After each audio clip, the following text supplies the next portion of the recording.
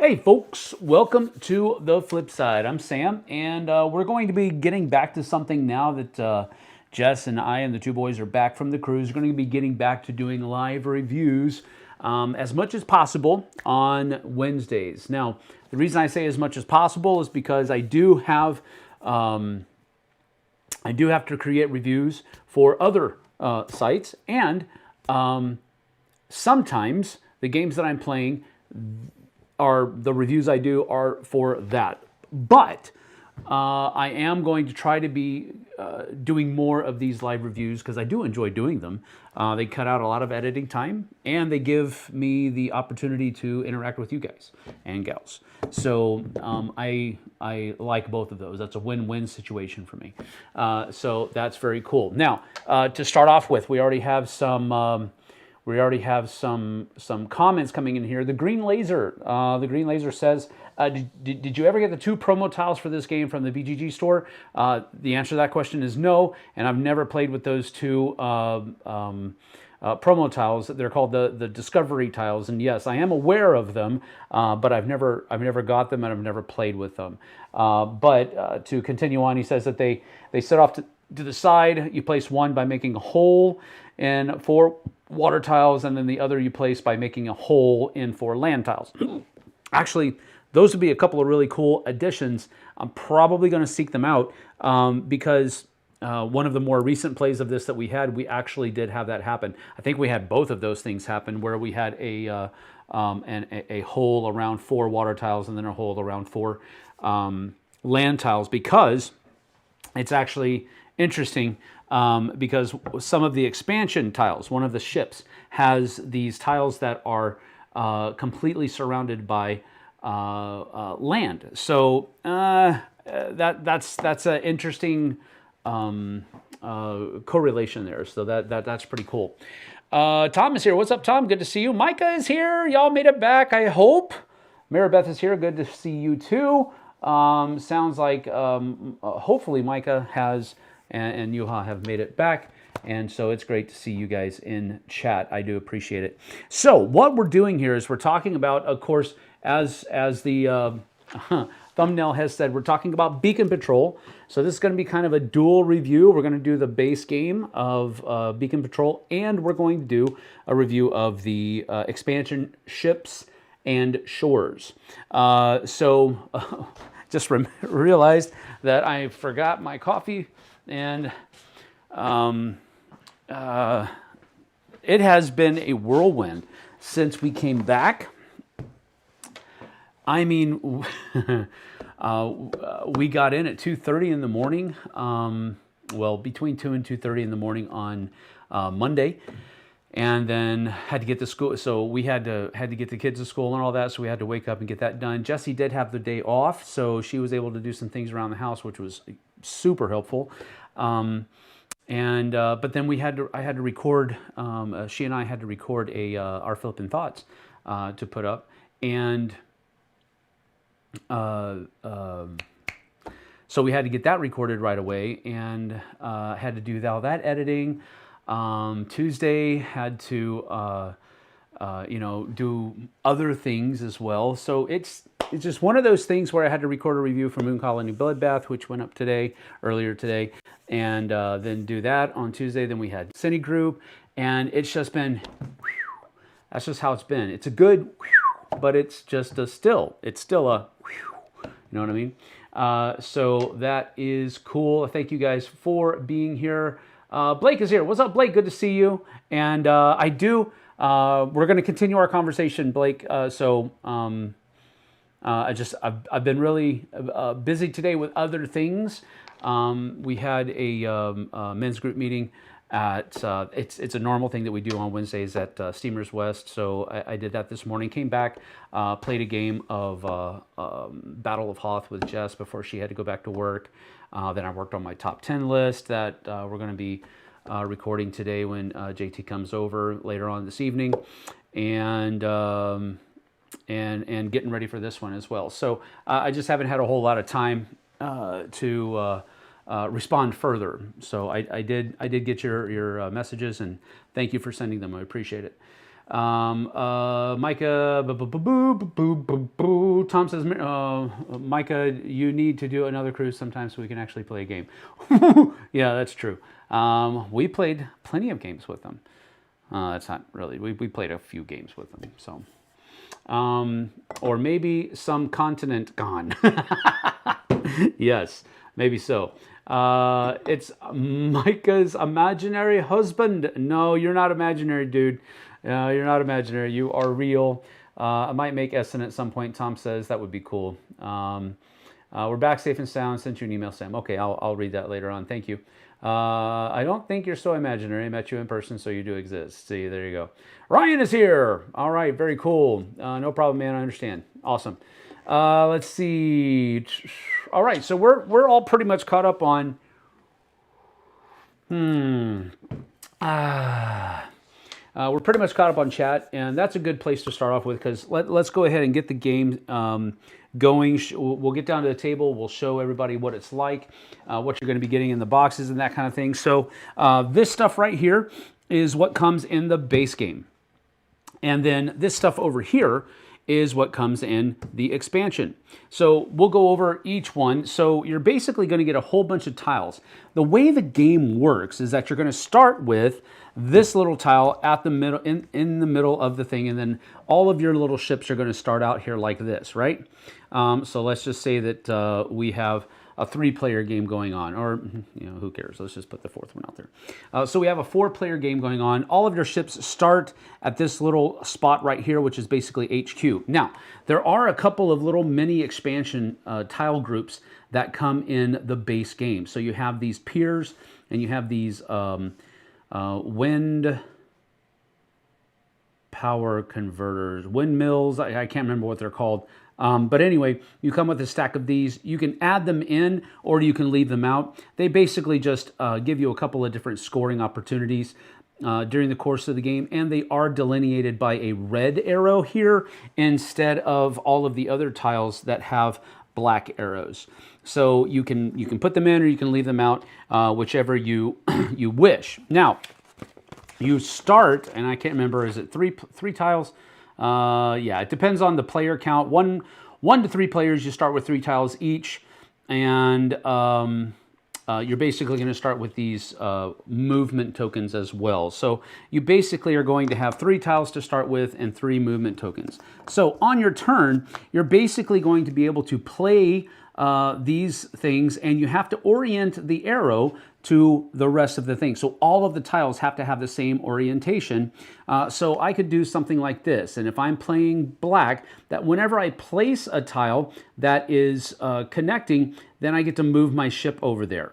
And then I could do something like this, where I get to move my ship down here, and so forth and so on. But whenever you place out a new tile, it has to match the sides that are there. So I could not place here because it doesn't match this edge of that tile.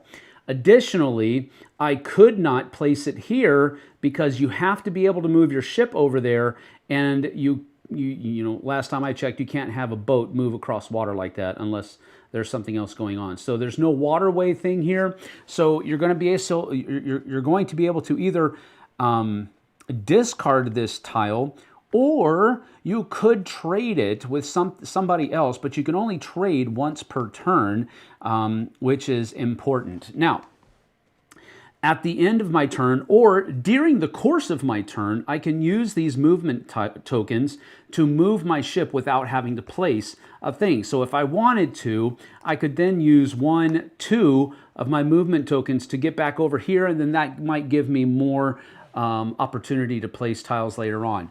Any tile that I can't place gets discarded, and then I'll draw up to 3 again, and that's the rest of my turn. Now, at the end of the game, I do have to say this is a cooperative game, so we're all working together to try to score the most points, and then at the end of the game, you're going to look at this little chart, so to speak, right here, and it's going to tell you how you did based on how many points you got. If you include some of these other expansion tiles that are basically going to make it easier for you to score points, you'll have to subtract some points from your score based upon how many of these expansion tiles that you used, and then you check your score against that. But that's generally speaking how you're going to do this. Now, what do you get points for? Well, fully surrounding a tile orthogonally is important. So, for example, this tile right here has a lighthouse on it. That lighthouse is going to be worth 3 points at the end of the game if it is orthogonally, closed in, so to speak. So if I was able to put that there, and then I could put this here, and then later on, let's see if I can find something. Yeah, here we go. And then this goes right here like this. This is now a discovered tile, and it's going to score points. And that's how all of the different tiles go. You're basically going to get 3 points for the lighthouses. You get, this is also, headquarters is counted as a lighthouse as well. You also get 1 point for beacons, and then you also have, these have special scoring opportunities as well. So you match all those up, or rather you tally all of those points, and then however many points you get is how well you did. It is, as I said before, a cooperative game, which is one of the things that, in my opinion, makes it stand out. It does feel, in a very real way, very much like just a variant of Carcassonne, but the fact that it's cooperative kind of dispels a little bit of that vibe that it could have. So keep that in mind. It has a lot of... It shares a lot of characteristics with Carcassonne, but the fact that it's cooperative, and the fact that how you score things is a bit different, it makes it different enough for me. So if you enjoy Carcassonne, I think this is one that you would think about adding. I'm not saying you automatically go out and buy it, because I don't know what your pocketbook looks like, but if you enjoy Carcassonne, if you enjoy tile placement, then I would suggest to you to go and at least look at this one, because it's first of all going to be very intuitive for you, so it won't take you a long time to learn how to play the game. And additionally, it's, in my opinion, because it's cooperative, and I like cooperative games sometimes a little bit better than competitive ones, it's a little bit more rewarding because you're doing all of this together and you can help each other and all of that kind of stuff. So that's, in a nutshell, that's how you play Beacon Patrol. We have done a couple of, well, at least one playthrough. I think we've done 2, because I know we've played with the expansion once on the channel, and I'm pretty sure we've done the base game on the channel before as well. So there are some videos that are on the channel that you can go watch that will give you a much more complete idea of how the game plays. All right, so that's what you get in the base game. All right, so and really, the way we do things here on the flip side is we don't do a number out of 10. We basically have a thumb system, and it is 0, 1, or 2 thumbs. If we give no thumbs up, that's basically this game isn't for us, and we can't recommend it. If we give 1 thumb up, it's basically a try before you buy. We didn't... it's not that we didn't enjoy it, but we didn't enjoy it so much that we can tell you just to go out and buy it. And then 2 thumbs up is one of those things where we really enjoyed it and we really had a fun time with it.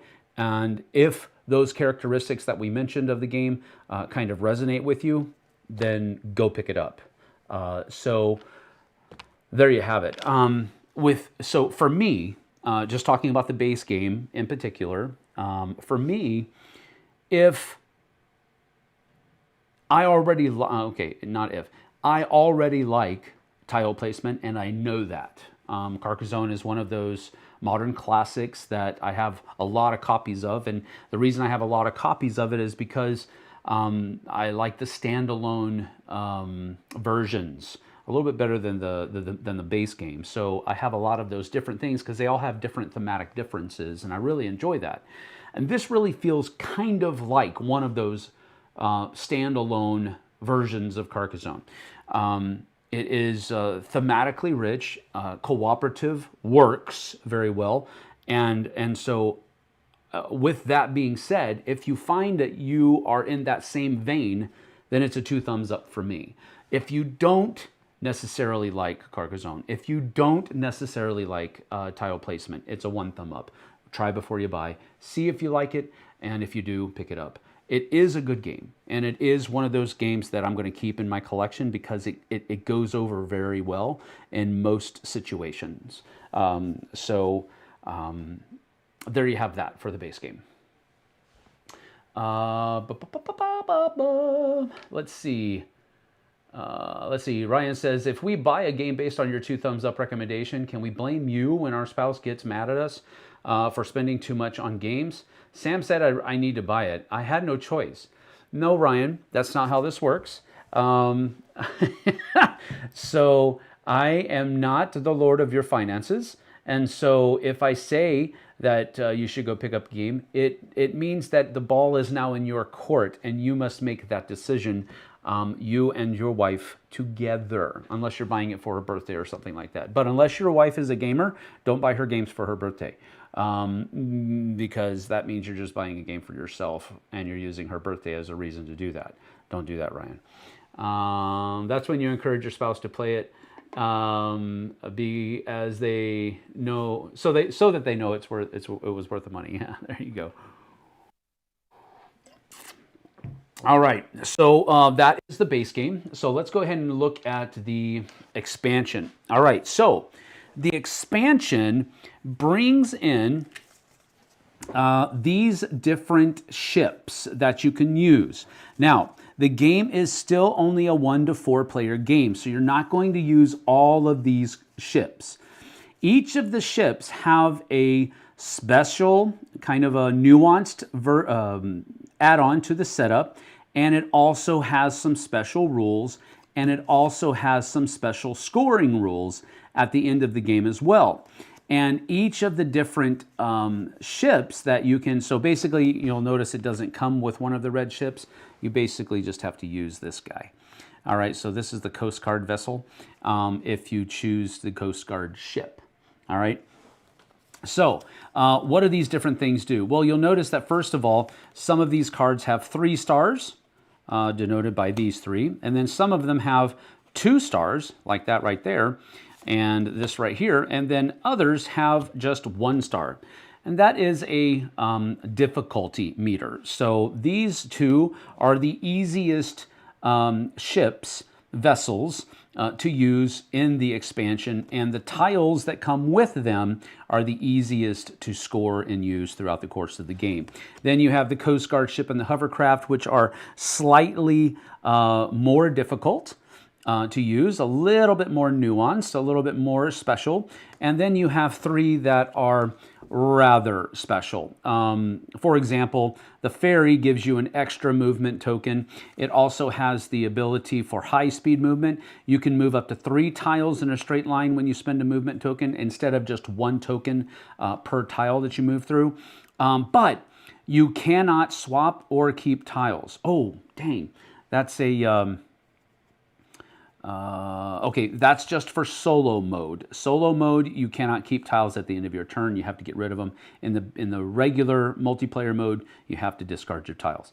But the submarine here has these wreckages that you can go and find.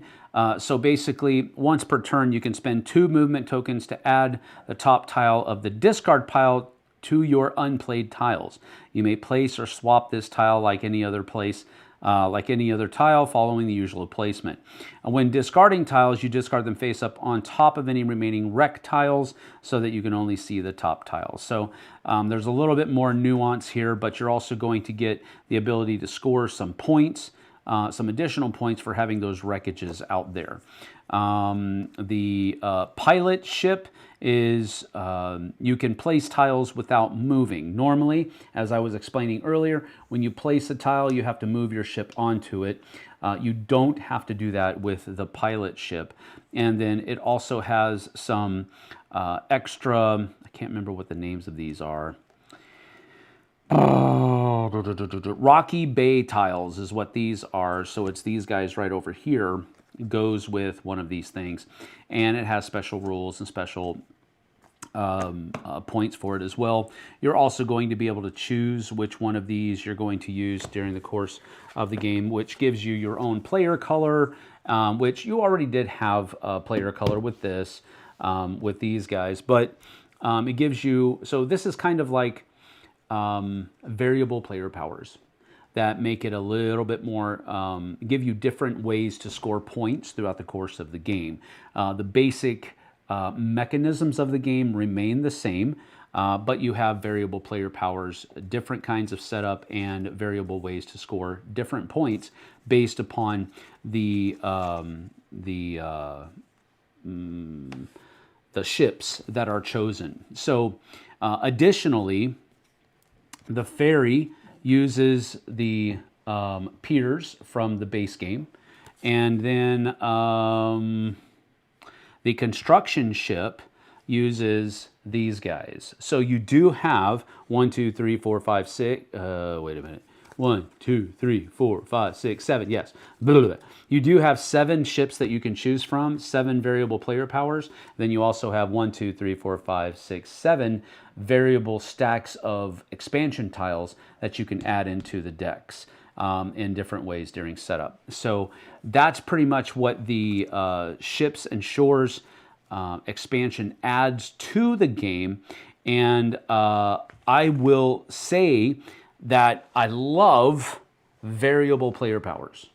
I love variable player powers. They are one of my favorite mechanisms because it makes me a little bit different than everybody else. So, and I like that about the game. It provides individuality. It provides you with another nuance of the game that nobody else can do. Those are all things that I really do enjoy in games. I also enjoy all of the different player colors that are basically kind of added to the game. These are fine, don't get me wrong, but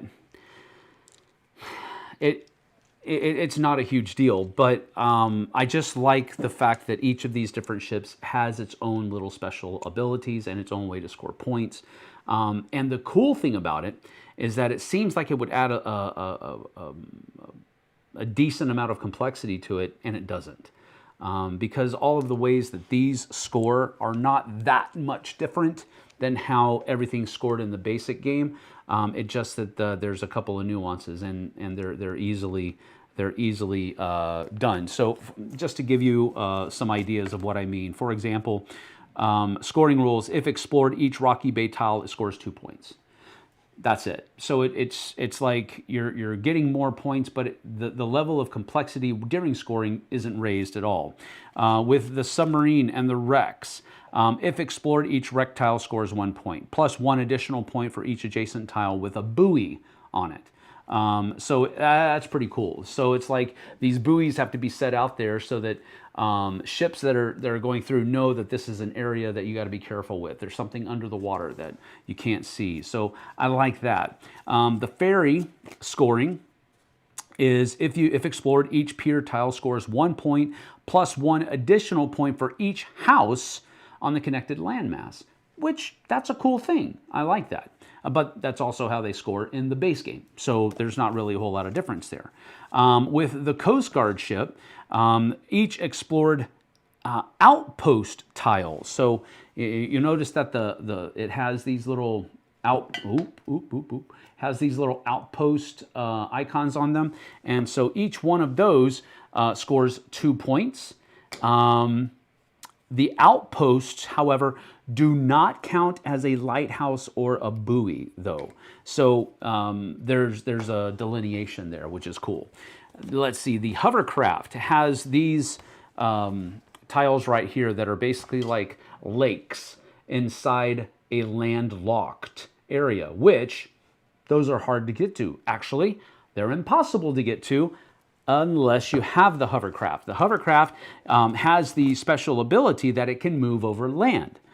So you can spend 1 movement token to place a tile connected by land and move onto it. Then you can spend 2 movement tokens to move 1 space over land without placing a tile. So the hovercraft gives you the ability to move on land. And then each explored lake tile scores you 2 points.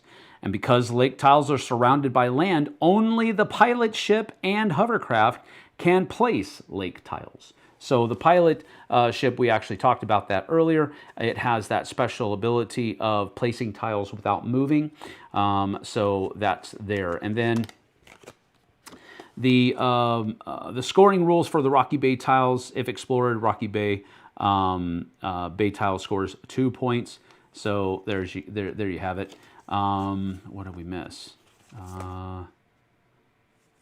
Yeah, the research vessel. The research vessel. So it's like a science vessel. And it scores for the seal bank shores. So you can barely see it, but these little guys have little seals on them. And they're called seal bank tiles. And so those seal bank shore tiles score 1 point plus 1 additional point for each tile on the connected landmass that doesn't have a house. Lighthouses and outposts don't count as houses. So again, these are not difficult extra scorings. They're just different slightly than the regular way you score victory points. Let's see here. Have you tried Mists over Carcassonne? Yes, I've played Mists over Carcassonne, I think twice at Grand Con, almost, oh gosh, 3 years ago, I think. And I enjoyed it, and I enjoyed that cooperative nature of it. But it was kind of hard. It was really kind of hard. And that's not a bad thing. Don't get me wrong. I think cooperative games that are a little bit more challenging can often be very fun because it's the challenge that's fun, right?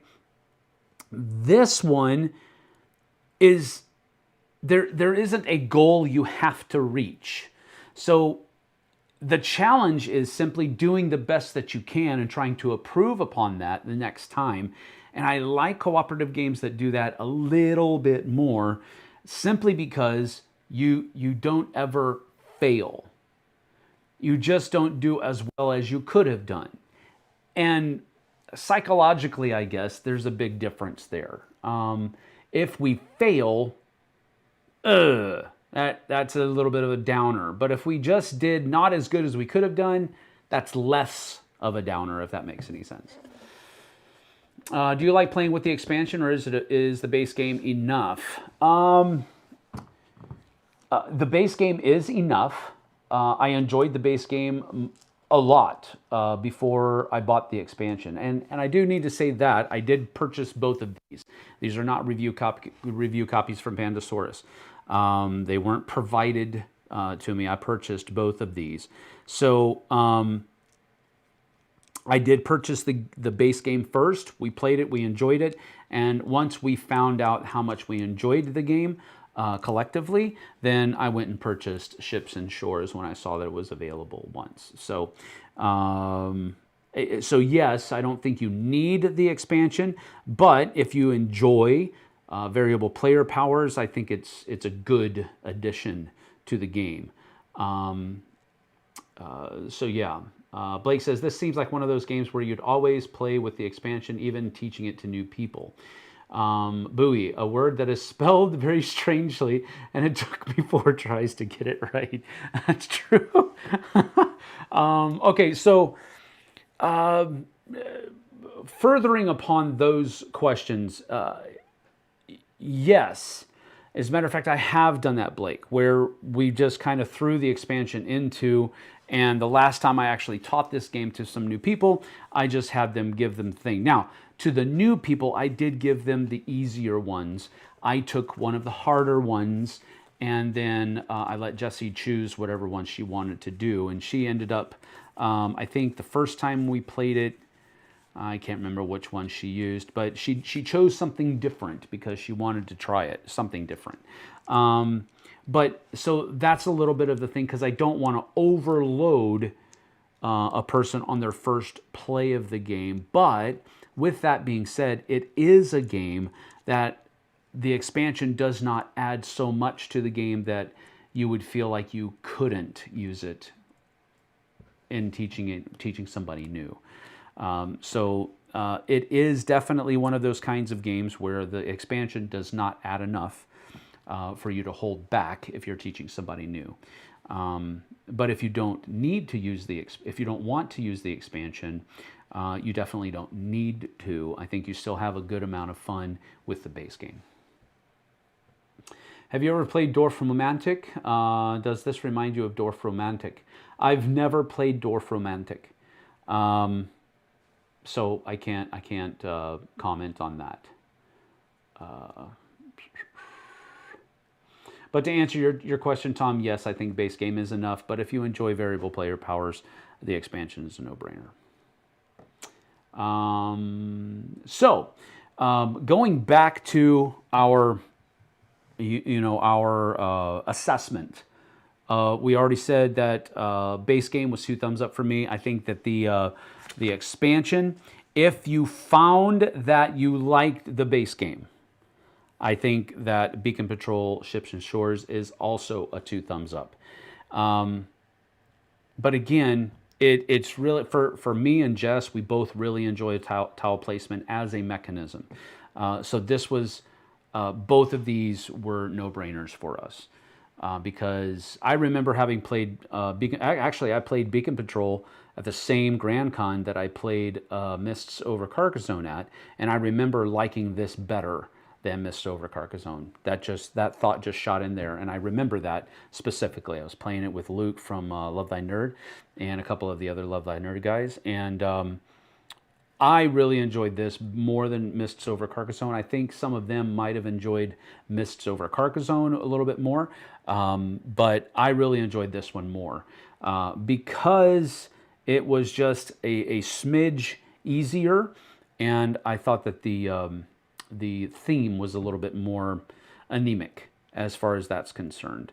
Because Mists over Carcassonne has the ghosts, Halloweenish feel to it, and for some people, that's like a slam dunk. For other people, it's a bit of a turnoff. And this one is much more down the middle of the road as far as theme is concerned. It's just you're exploring the North Sea and you're trying to map out all of the different islands up there. So there you have it. I think overall, both of these put together, it's a definite 2 thumbs up from me. I really enjoy this game, and I really enjoy what the expansion added to it. So if you have any other questions, please feel free to ask. It's only been about 30 minutes since we began, so we do have a good amount of time that we can spend talking about questions that you have about the game, questions that you have about some of the other mechanisms that we've talked about, and I'll be happy to field any of those. That's kind of the cool thing about these live reviews, is that you guys can ask questions, and I'll love to answer them for you. But again, if job is, if job's done, if we get that, if we're there, then we'll go ahead and sign off. But I'll leave that in your hands and see what we got.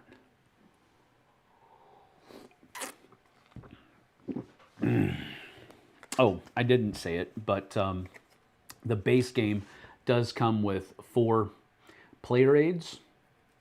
And they also, which have all of your turn actions on one side, and then on the other side it has scoring references.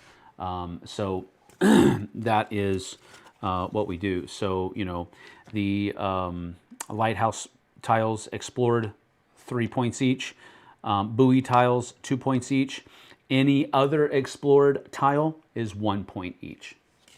So and that, along with all of those other different ways that you can score these special tiles, is how it's done. Did expansion give more players? No, it does not. The expansion is still only 1 to 4, and so you have to choose. But each player gets to choose out of the 7 out of the 7 ships that are available, which ones they want to use. So again, it doesn't add any, because if you add players, that that would raise the need for more tiles than just the ones that come in. So, but I think it also might turn the game into a little bit of a overwrought experience at that point. Adding more players is not always a good thing, and especially in this game, my opinion, I'm glad that it didn't add more players. Sometimes I think when you add players, you're really diminishing the fun experience of the game, just so you can include one more person, which to me isn't a fair trade-off. I would rather have the lower player count and have a great experience than a higher player count and a diminished experience. Bonus points for giving a player aid for every player.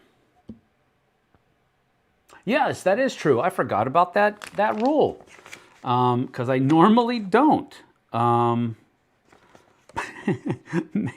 Maybe I don't, but I think that is in here somewhere, where you can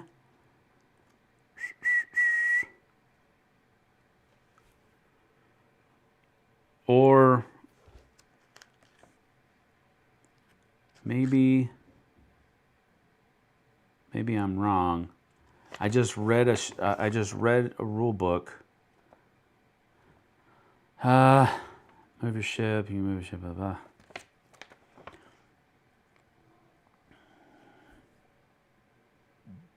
Yeah, I'm not sure. I don't know if you were saying that as a rule that I forgot, but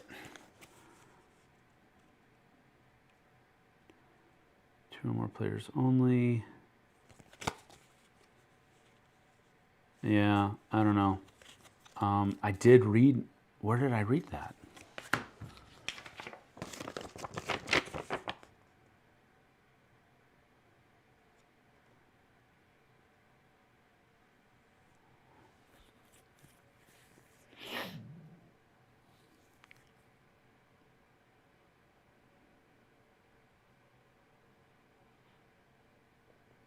Yeah, whenever you're, one of the things I didn't mention was whenever I mentioned it in passing, but if you use the expansion, you subtract 10 points for each player from the final score, because it is easier to score higher points with these other tiles added to it. So, you know, in a 4-player game, you're going to add up your points and you're going to subtract 40, and that's what you use to look at the table in here.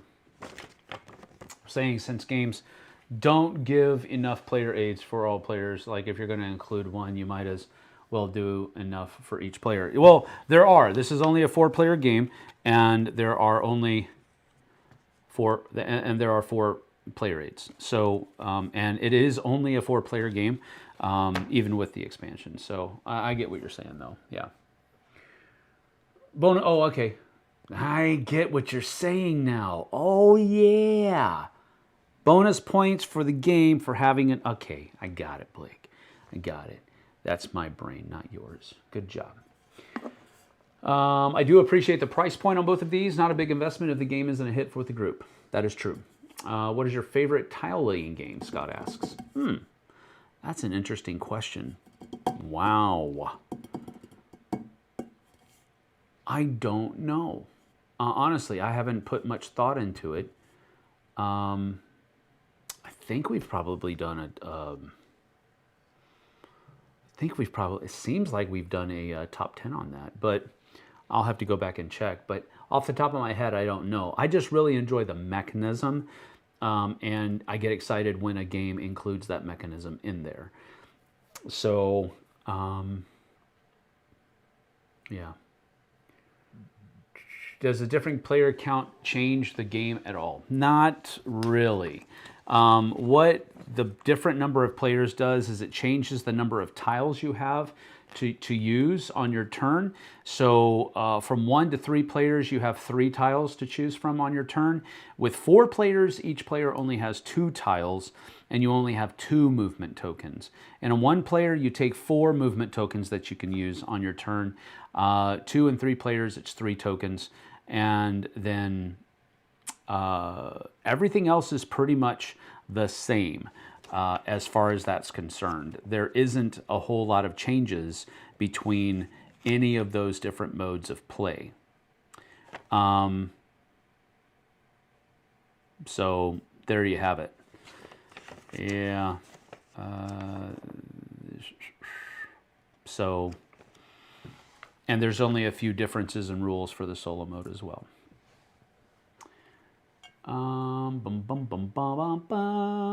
Victoria's here. She is late. It's okay, Victoria. Micah loves Dwarf Romantic. You way overthought my comment. Yes. Yes, I know. I do that often. I do that often. But it's because I remember reading a rule book recently that said you get extra points if you help people, or you get extra something if you help people on your turn. And I can't remember what game it is, but man, that kind of bugs me. But it's one of those happy little coincidences between how you put that and me trying to remember where I read something that was very similar to it. So, favorite version of Carcassonne. My favorite version of Carcassonne would probably be either the, what is it called? I can't read it. The Amazon one, because it's really cool that you can race down the Amazon. Or the island one, and I can't remember what the name of the island one is. South Seas, that's what it is. I really enjoyed those. I do like the Ark of the Covenant one as well, which isn't technically the same company, but it is it's a different company, but it's basically just an Old Testament theme that's wrapped around it, where you move the Ark of the Covenant around different places, and whenever it moves past one of your people, it gets an extra point. So beyond that, it's basically just Carcassonne. But I really kind of enjoy South Seas and Amazon probably the best, with South Seas probably being the better one, because I like the set collection and trading aspect of those two a little bit better than the race aspect. I made myself player aids for games before the time of player aids. A lot of people did that. And I think that's one of the reasons why publishers started including more player aids. I know when I worked for some publishers, that was one of the things that I really kind of harped on if they asked that question. I wasn't in the development department for any of those, for either of those companies. But if they asked the question, I always leaned heavily into having good player aids, because I do think it's fun. I think it makes a game more fun when you can answer questions. A lot of those frequently asked questions that will come up during gameplay. What can I do next? Having all of that stuff so that the player doesn't have to ask the person who's teaching the game those questions. They can just have the answer on it right there for them. So good player aids are a very important thing, in my opinion, for publishers to use. Now, some of them have gone off the deep end, and they have these player aids that are basically like a pamphlet of all the different stuff that they have to do, that you can do, and all of the different icons and all that kind of stuff. And so that's a little bit too much, where everybody has to have their own booklet. That's not a player aid anymore. That means you have too much stuff in your game, I think, generally speaking. Have you ever played Carcassonne? No, I have not. I've never played that one before. No. All right. Well, we're at 45 minutes, so I'm going to go ahead and shut it down. I do appreciate everybody showing up, but that has been a review of Beacon Patrol and Ships and Shores. I gave them both 2 thumbs up because I really do enjoy them. And you'll have to delineate.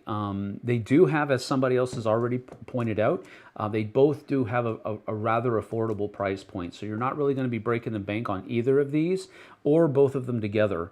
And I think the amount of enjoyment that you'll get from them is also equivocal. So very cool. Thank you for being here. I appreciate you. Come on back tomorrow for a solo mode of a game. I don't know which one. I'll make that decision tonight and get it scheduled. So just keep your ear to the ground for that. And we'll see you guys and gals on the flip side.